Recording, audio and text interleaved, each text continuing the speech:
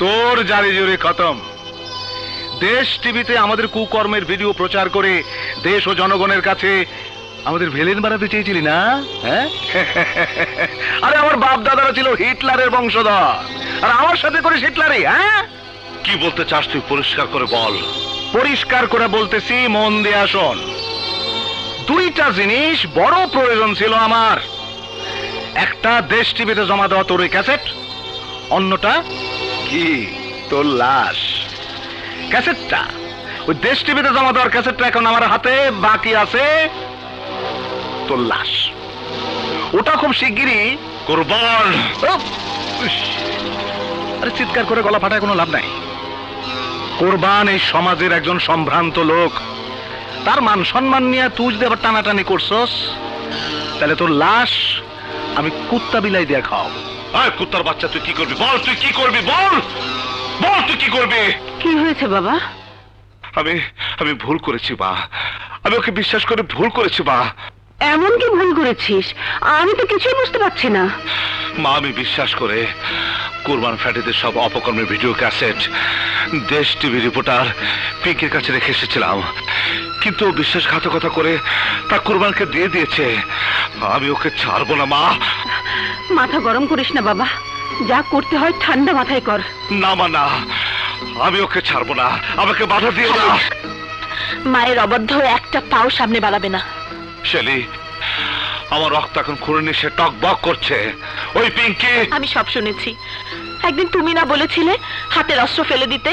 তুমি বলেছিলে মিছিলে গুলি না করতে। আজ কেন তুমি অস্ত্র হাতে তুলে নিতে চাইছো? আমি ভুল বলেছিলাম শেলি, আমি ভুল বলেছিলাম। দেশদ্রোহী সন্ত্রাসী বেঈমান বিশ্বাসঘাতকদের অপকর্মের জবাব অস্ত্রের ভাষাতে দিতে হয়। কিন্তু আমাকে অস্ত্র ফেলে দিতে বলে তুমি হাতে অস্ত্র তুলে নেবে, তা তো আমি হতে দেব না। কিন্তু ওই পিঙ্কিকে আমি ছাড়বো না শেলি, কারণ যে প্রমাণ দিয়ে ফ্যাটি কুরবান কমান্ডারদের মুখোশ খুলে দিব, সেই প্রমাণ পিঙ্কি কুরবানের হাতে তুলে দিয়েছে। কোরবান তোমাকে টেলিফোনে মিথ্যা বলতে পারে। তুমি বলছো মিথ্যে? আগে চলো আমরা পিঙ্কির কাছে যাই, ঘটনাটা জানার পরে যা করার করা যাবে। চলো।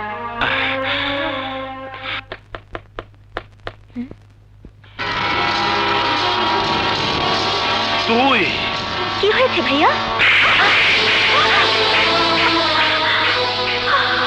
বিশ্বাসঘাতিনী, তুই আমার সাথে বিশ্বাসঘাতকতা করেছিস। ভাই আপনি ভুল করছেন।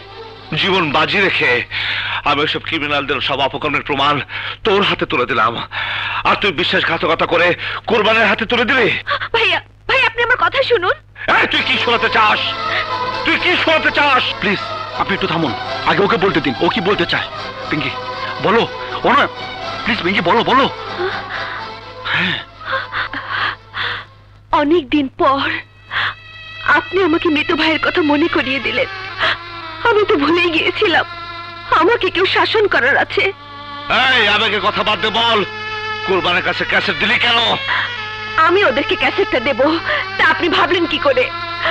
ওই জানোয়ারটা আমার সাংবাদিক ভাইকে আমার সামনে হত্যা করে অ্যাক্সিডেন্ট বলে চালিয়ে দিয়েছে।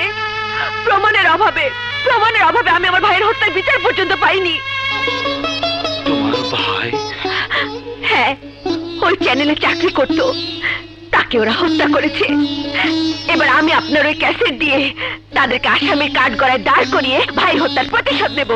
প্রতিশোধ কিভাবে নেবে? ক্যাসেট তো ওদের হাতে। ভাইয়া আপনি আমাকে এত বোকা ভাবলেন কি করে? তার মানে?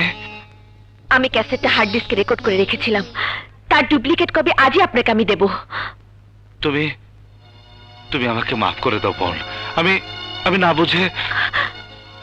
না ভাইয়া, ছোট বোনের কাছে মাপ চাইবেন না। ওদের বিচার করতে পারলে আমার ভাইয়ের আত্মা শান্তি পাবে। ভাইয়া, তোমার ভাইয়ের মতো আর কোনো ভাইকে ওদের বলি হতে আমি দেব না। এটাই হবে আমার কুরবানের বিরুদ্ধে সংগ্রাম।